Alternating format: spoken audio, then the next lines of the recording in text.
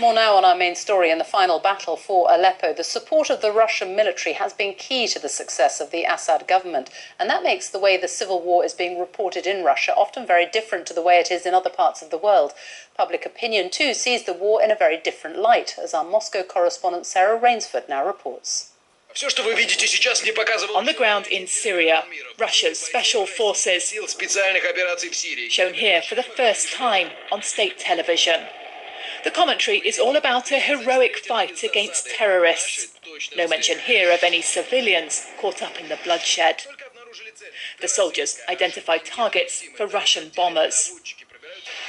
For 15 months, those planes have conducted airstrikes that have reversed the fortunes of Bashar al-Assad. Russian firepower has been critical in his troops' recapturing of Aleppo. But it's also why the UN accuses Russia of a complete meltdown of humanity. And yet Vladimir Putin seems immune to such talk. Honouring a Russian soldier killed in the fight for Aleppo, his only condemnation was for those he calls terrorists.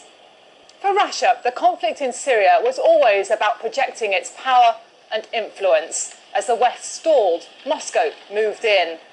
The message to Russians here that they were helping to protect the world from terrorism. The message to the world that Russia under Vladimir Putin is a political and military power to be reckoned with. As for brutal bombing campaigns, Russia has done that before.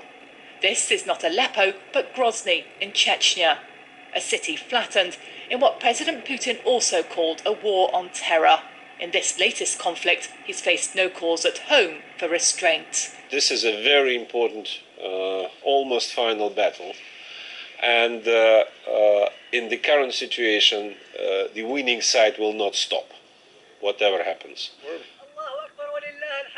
But with all the focus on Aleppo, this happened.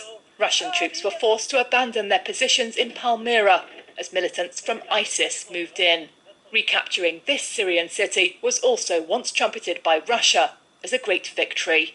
Sarah Rainsford, BBC News, Moscow.